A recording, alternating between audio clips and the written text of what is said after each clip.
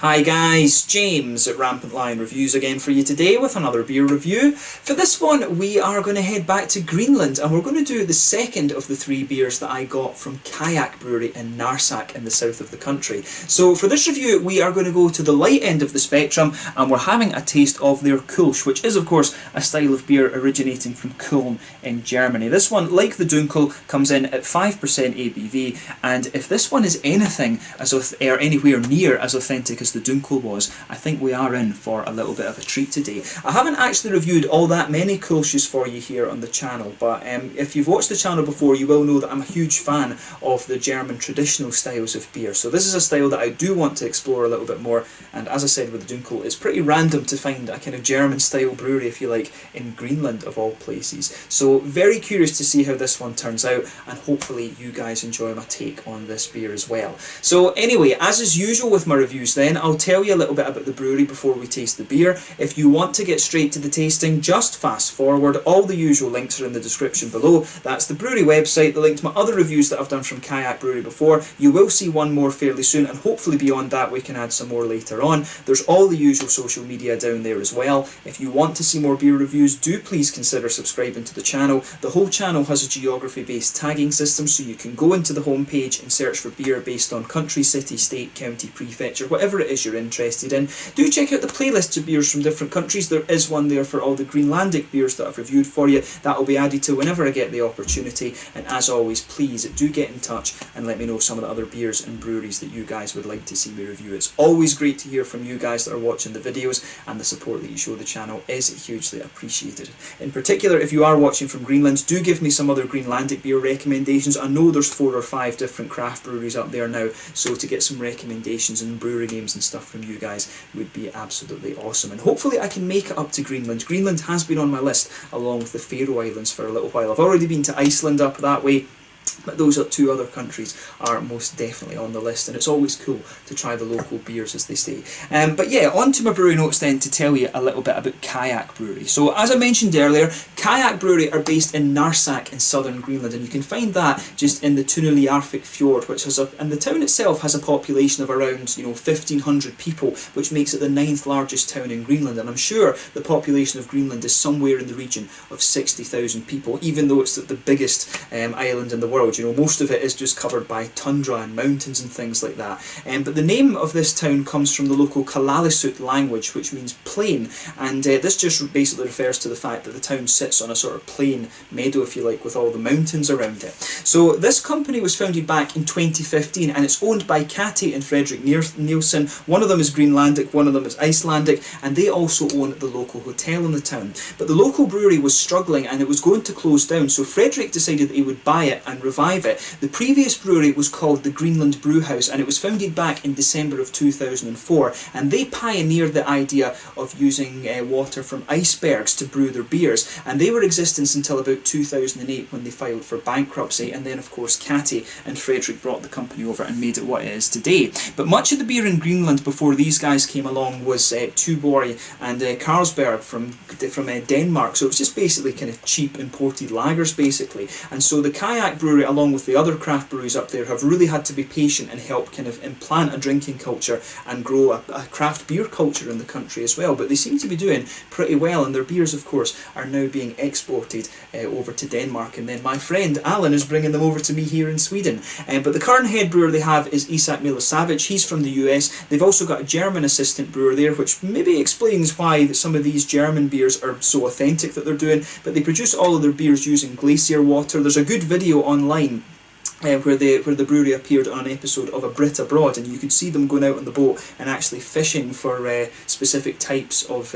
ice. It's just kind of clear, sort of blue coloured ice that they use specifically for their beers. But they go out there and fish the ice and then use that in the water for their beers, and they've produced mainly they produce German style beers. There's a few ales there too, such as the Red Ale, and as of 2019 when I'm filming this review for you, they've produced 11 different types of beer in total, and they've got 5 beers in their core range. They also have a tap room at the brewery as well, so maybe if I make it up to Greenland I can stop off in Narsaaq and do a little kind of out and about video for you at the brewery, as I've been doing with some other places. That would probably be the most random out and about video that I'd be able to film on the channel ever, actually. So yeah, definitely one that I would like to look at some point in the future. And like I say, Greenland is definitely on the list, so to review some more Greenlandic beers for you, I think would be pretty special actually. So yeah, that's all I'm really able to tell you about Qajaq Brewery for the moment. I did email them to get a little bit more information, but they didn't write back. Probably just very busy. You know, rural life can be very kind of time consuming.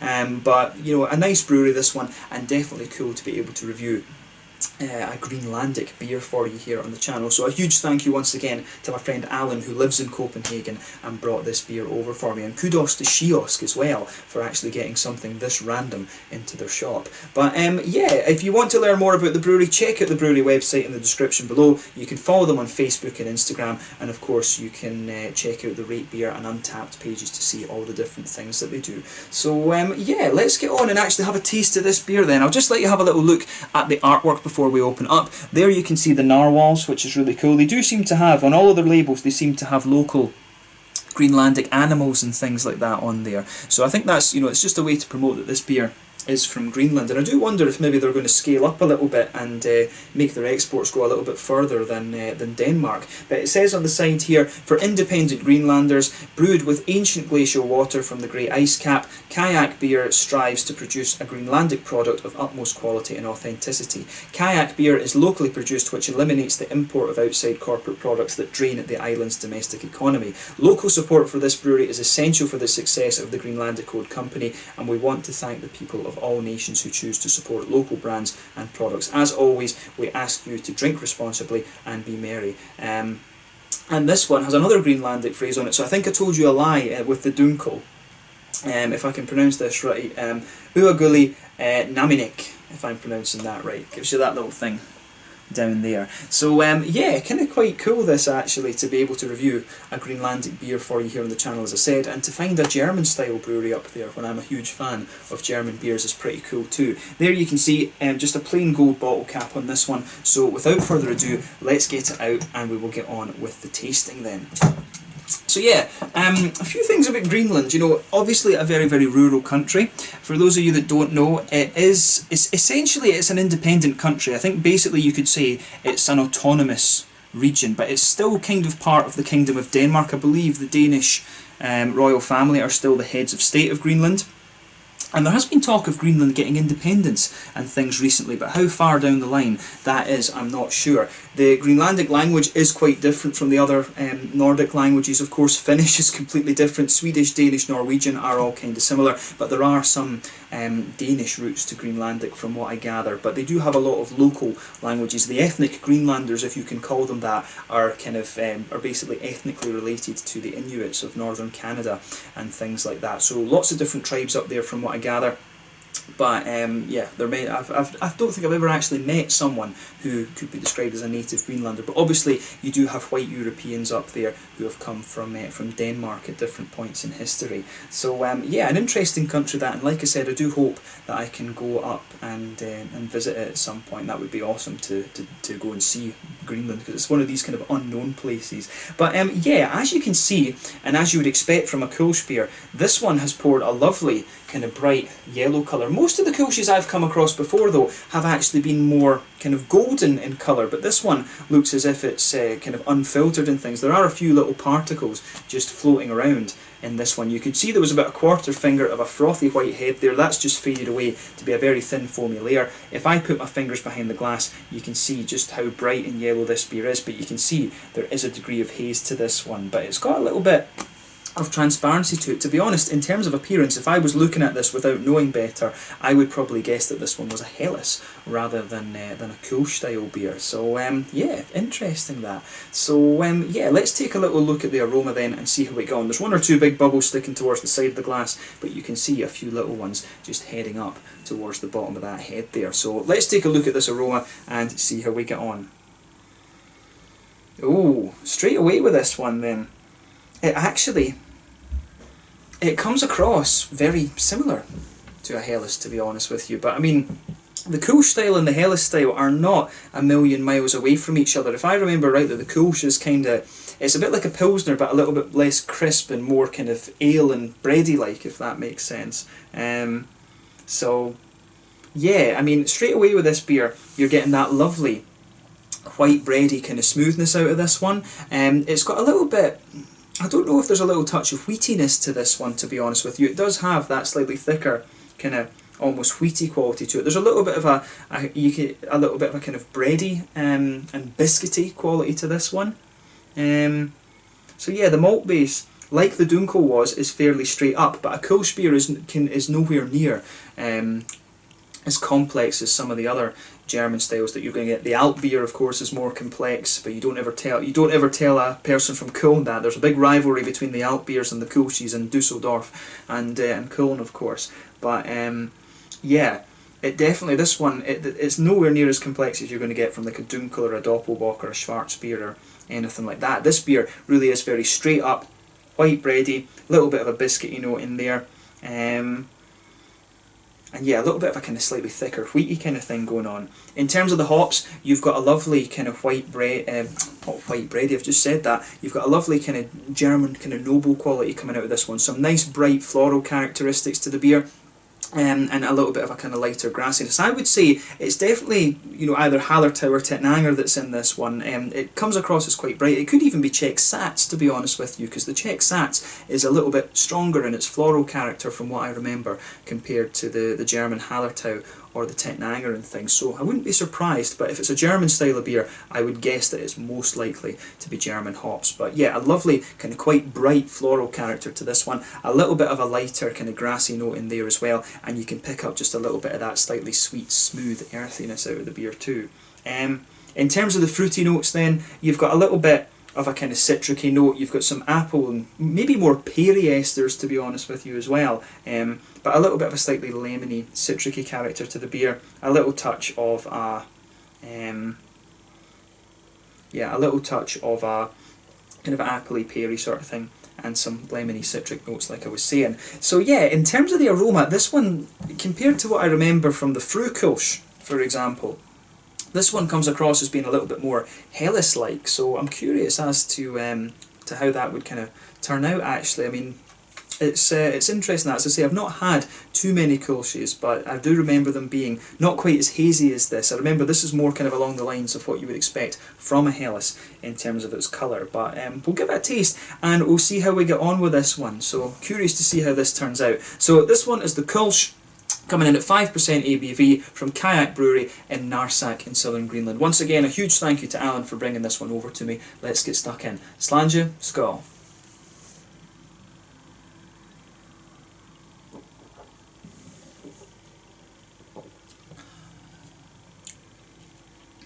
Oh yeah, no, it's definitely got the kind of more ale-like quality to this one than the Helles Lager would. It's got some of the flavour elements of a Helles, right enough, but definitely it has a little bit more of the yeah, definitely it has a little bit more of that kind of oily, kind of ale-y, Kölsch type quality to it. But this is another nice beer. The first thing again that's going to strike you with this is just how clean it feels. I mean, Scottish beers, I always commented on how clean they felt because of the water.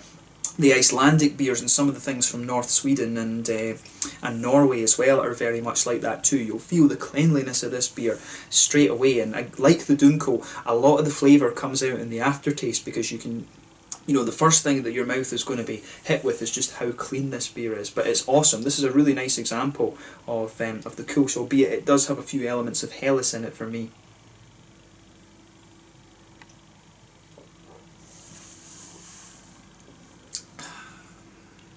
Yeah, that's really, really nice. So yeah, where to start with this beer then? So, middle of your palate, straight away you can feel that nice white bready malt just blanket in the middle of your tongue. There is an element of crispness to it as well, so I wouldn't be surprised if they've used a little bit of Pilsner malt in here, because you can really feel that crispness come out in the middle of your palate the further you go into the aftertaste. I do wonder if there's a little touch of wheaty malt in there, because you can feel a little bit of that kind of white bready character just kind of jumping out of the middle of your palate too. But the malt base in this one, it's quite simple, but it does the job really quite nicely.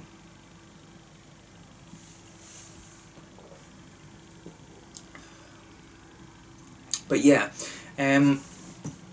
It's the kind of oiliness, if you like, of the malt base that makes it a little bit more Kölsch-like in my opinion. But some of the flavours, mainly the kind of wheaty element that this beer has, that is what gives me, that's what kind of gives the impression, the kind of wheaty and slightly pilsner kind of dryness to this beer that give you, or crispness I should say, maybe not dryness, the kind of crispness that this beer has does give you some element of Helles rather than Kölsch, but the oily character really kind of compensates for that actually. In the very centre of your palate you've got a nice little bit of a sweet biscuity quality in there, and you know, the rest of it just goes together really nicely. So the malt base is very simple, a little bit of wheat underneath, some pilsner crispness, some white bready quality in there, and in the centre of the palate you've got a nice little bit of a biscuity note too. So a really nice malt base to this one. That's one of the hard things to get right when it comes to doing these German styles of beer, but if they've got a German assistant brewer, you know, they are going to have these pretty damn authentic, I would say.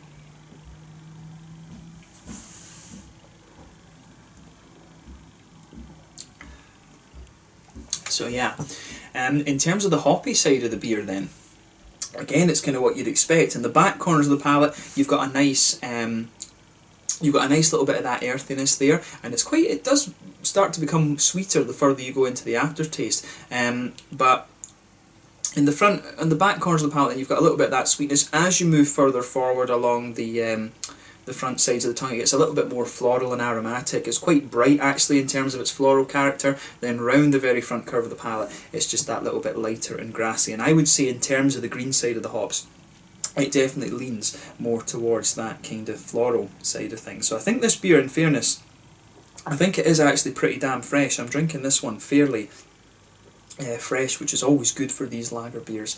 I've said it for a long time, these well, this isn't a lager beer of course, but the German styles of traditional beer I think are very underrated, to be honest with you. Behind the front curve of the palate of course, that's where you get that nice oily bubble where those juicy fruity esters start to push their way out of the beer, and again this one's doing exactly what you would expect.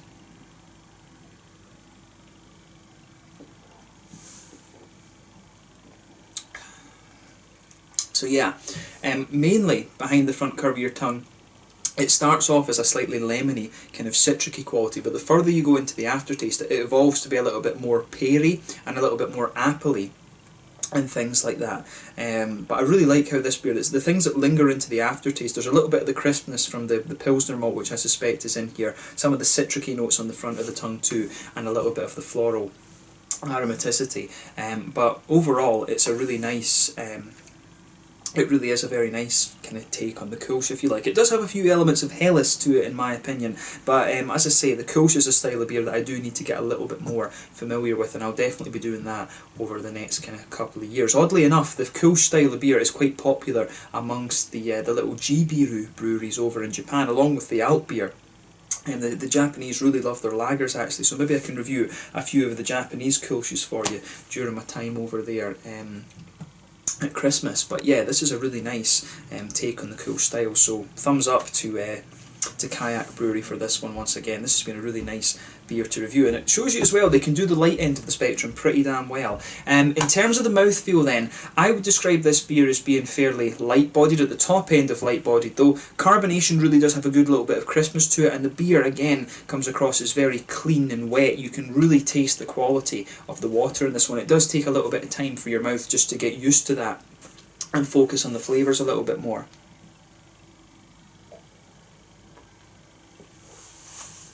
So yeah, in terms of the hoppy side of things, then I would say this beer is maybe about 25 IBUs, maybe pushing 30. Not quite sure about that. I would say yeah, 20-25 IBUs, not quite 30. The malt base is quite smooth. It has a degree of crispness to it and also a little bit of sweetness the further you go into the aftertaste as well, and you've got a nice little bit of a fruity quality coming out of the beer too. But overall, just a really nice take on the Kölsch style of beer. If you enjoy this style, I think this is a really quite nice example for you to try. So give it a go and just see what you think. You know, you can't really go wrong with this. So yeah, let's just leave it at that for this one. This one was the Kölsch from Qajaq Brewery in Narsaaq in southern Greenland. Definitely cool to see they can do the light end of the spectrum well, and the next review you'll see from me from these guys will be the Doppelbock, which is probably, along with their German Rauch beer, my favourite style yeah, my favourite style of German beer. So we'll see how we get on with that. But it's been awesome to review this for you, and I hope you've enjoyed it. So once again, thank you for watching my beer reviews. Until the next time, please like, subscribe, share, all the usual YouTube stuff. Let me know your own thoughts on this beer in the comment section below. Let me know what your favourite beers are from Qajaq Brewery as well, and let me know some other Greenlandic beers and breweries that you would like to see me review, and hopefully I can get a hold of those at some point in the future. But thank you again for watching, and I will catch you guys very soon. This is the Kölsch from Qajaq Brewery in Narsaaq in the southern part of Greenland. Thank you again to Alan for getting me this beer, and I hope that you guys have enjoyed the review. Until the next time, Slàinte just now, and I'll catch you guys later. Slàinte, skål.